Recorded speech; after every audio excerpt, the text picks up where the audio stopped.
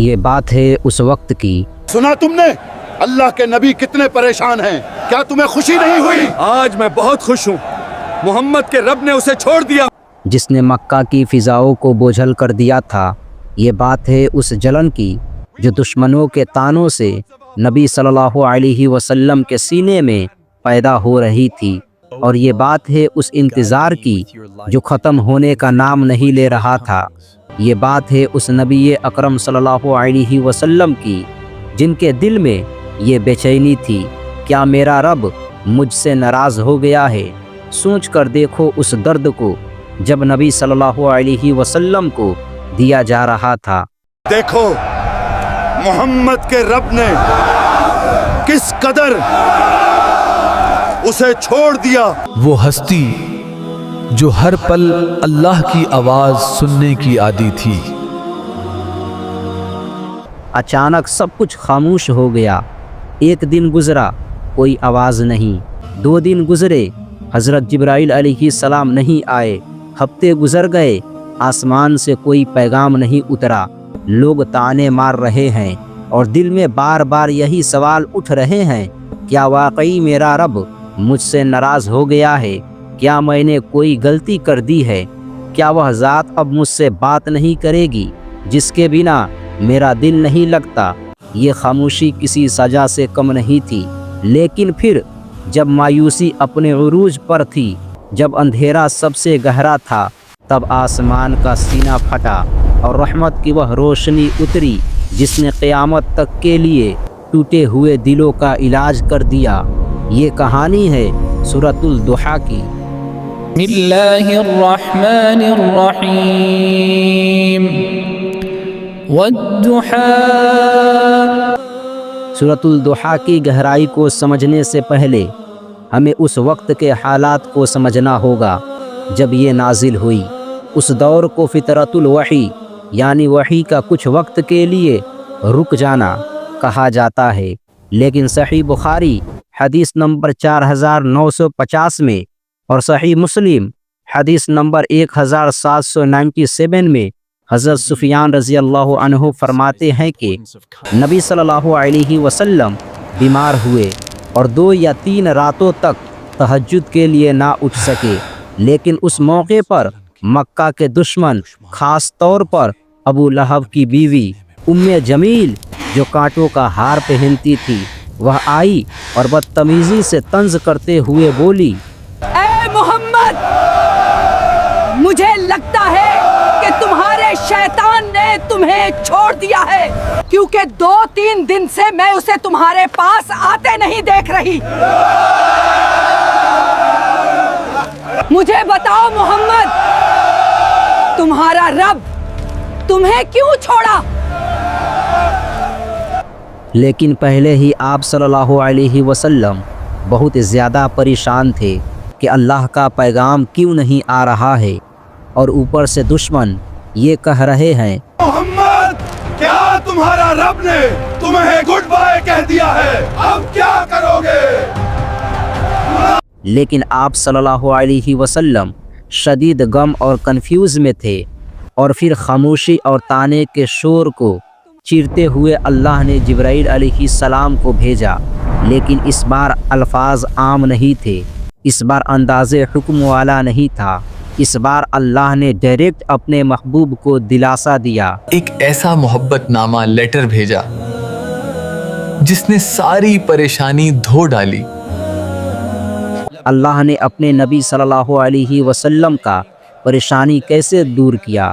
اللہ رب العزت قرآن میں ارشاد فرماتا ہے، وَالضُّحَىٰ وَاللَّيْلِ إِذَا سَجَىٰ، قسم ہے دن کے اجالے کی اور قسم ہے رات کی جب وہ چھا جائے۔ غور کرے، اللہ نے یہاں سورج کی تپش کی قسم نہیں کھائی، یعنی وَالضُّحَىٰ کی قسم کھائی۔ یہ صبح کا وہ وقت ہوتا ہے جب روشنی پھیلتی ہے، لیکن اس میں جلن نہیں ہوتی، صرف نرمی ہوتی ہے۔ اور مشہور مفسرین امام رازی رحمۃ اللہ علیہ کہتے ہیں کہ مفسرین امام رازی کہتے ہیں کہ یہاں رات سے مراد وہ وحی کے رکنے کا وقت تھا جو نبی صلی اللہ علیہ وسلم پر گزرا، اور دن سے مراد वही का दोबारा आना। अल्लाह यहाँ समझा रहा है, देखो मोहम्मद सल्लल्लाहु अलैहि वसल्लम, जिस तरह रात हमेशा नहीं रहती, उसके बाद फ़ौरन दिन की धूप आती है, उसी तरह तुम्हारा ये गम का वक्त भी गुजर जाएगा और रोशनी आने वाली है आपकी ज़िंदगी में। और फिर वह आयत आई जिसका नबी सल्लल्लाहु अलैहि वसल्लम की रूह को इंतज़ार था। फिर वह आयत अल्लाह ने कुरान में इरशाद फरमाया, मा वद्दअक रब्बुक व मा क़ला, तुम्हारे रब ने ना तुम्हें छोड़ा है और ना वो तुमसे नाराज हुआ है। ये जवाब था उन दुश्मनों के मुंह पर जो कह रहे थे कि तुम्हारे रब ने तुम्हें छोड़ दिया है। लोग कह रहे थे अल्लाह ने गुड बाय कह दिया है, लेकिन अल्लाह कह रहा है, मेरे महबूब, मैंने तुम्हें कभी नहीं छोड़ा। ज़रा उसको एक मिसाल से समझे, जैसे एक माँ अपने बच्चे को सुलाकर घर से बाहर चली जाती है और बच्चा जागता है, देखता है माँ नहीं है, वह रोने लगता है। क्या माँ ने उसे छोड़ दिया था? नहीं, वह वहीं है, बस नज़र नहीं आ रही थी। खामोशी का मतलब गैर हाज़िरी नहीं होता है। अब अल्लाह आगे फ्यूचर की खुशखबरी देता है अपने नबी सल्लल्लाहु अलैहि वसल्लम को, और कुरान में फरमाता है, वलल आखिरतु खैरुल लक मिनल ऊला, और यकीनन बाद वाली घड़ी, आने वाला कल तुम्हारे लिए पहली से बेहतर है। यहाँ अल्लाह ने ये वादा किया है, ऐ नबी सल्लल्लाहु अलैहि वसल्लम, आपकी ज़िंदगी का आने वाला हर लम्हा गुज़रे हुए लम्हे से बेहतर होगा, आपका मकाम बढ़ता जाएगा। और फिर आयत नंबर 5 में वह वादा जिसने नबी सल्लल्लाहु अलैहि वसल्लम को राज़ी कर दिया। अल्लाह फरमाता है, वलसौफ युअतीका रब्बुका फतरज़ा, और अनकरीब तुम्हारा रब तुम्हें इतना देगा कि तुम राज़ी हो जाओगे।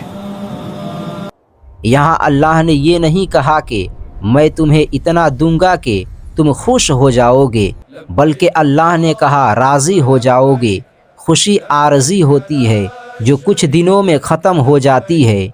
अल्लाह ने एक और लफ्ज़ इस्तेमाल किया, राज़ी हो जाओगे, यानी राज़ी दायमी होती है जो हमेशा रहने वाली है।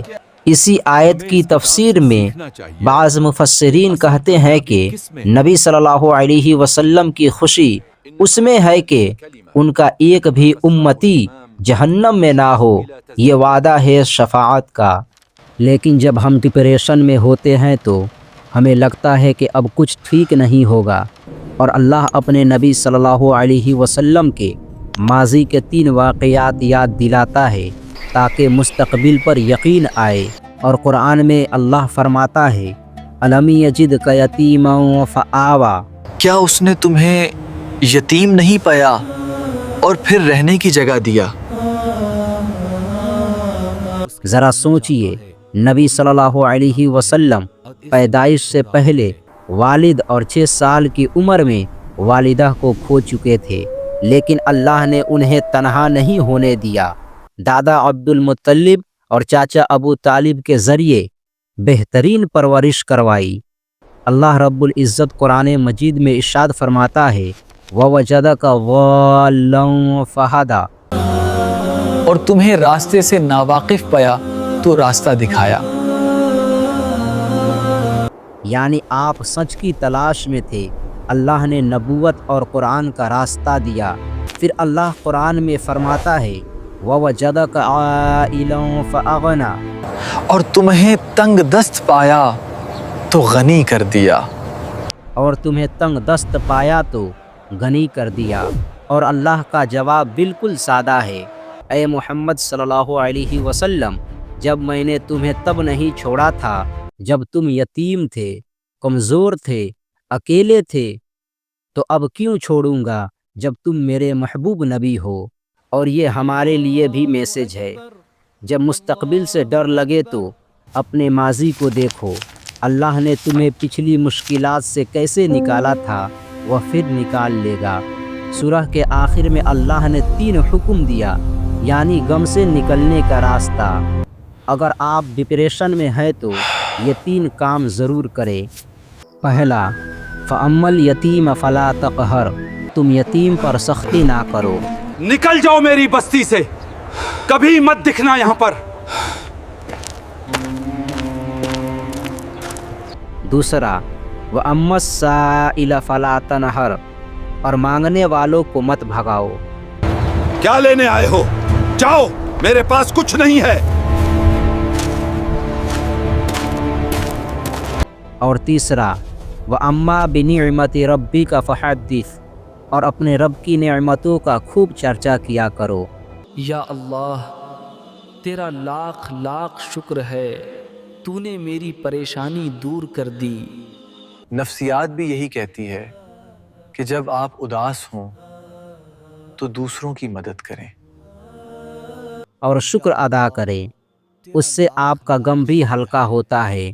मेरे भाई, सूरत दुहा सिर्फ नबी सल्लल्लाहु अलैहि वसल्लम के लिए नहीं थी, ये हम सब के लिए है। हम सब की ज़िंदगी में कभी कभी दुआएं कबूल नहीं होती है, कभी लगता है अल्लाह से कनेक्शन टूट गया है। ऐसे वक्त में याद रखे, रात जितनी गहरी होती है सवेरा उतना ही करीब होता है। अल्लाह ने आपको नहीं छोड़ा, वह आपको गुड बाय कहने के लिए पैदा नहीं किया है, वह आपको तैयार कर रहा है ताकि फ़र्ज़ के मकाम तक ले जाए। जैसे नबी सल्लल्लाहु अलैहि वसल्लम को उस खामोशी के बाद कुरान का तोहफ़ा मिला, आपको भी उस सब्र के बाद कुछ बड़ा मिलने वाला है। अगर इस वीडियो ने आपके दिल पर दस्तक दी है और आपको लगता है कि ये पैगाम आपके लिए ही था, तो इसे शेयर ज़रूर करें। शायद कोई और भी अपनी ज़िंदगी की अंधेरी रात में उस उम्मीद की रोशनी का इंतज़ार कर रहा हो। और याद रखें, दुनिया की सबसे अच्छी किताब हमारे पास है। इसको हम जितने ही पढ़ने की कोशिश करेंगे उतने ही आगे बढ़ते जाएंगे। और याद रखें, अल्लाह का कलाम कभी झूठा नहीं होता। और इसे रोज पढ़ने की कोशिश जरूर करें। जिंदगी का कोई भरोसा नहीं। जज़ाकल्लाहु खैरन। अस्सलामु अलैकुम।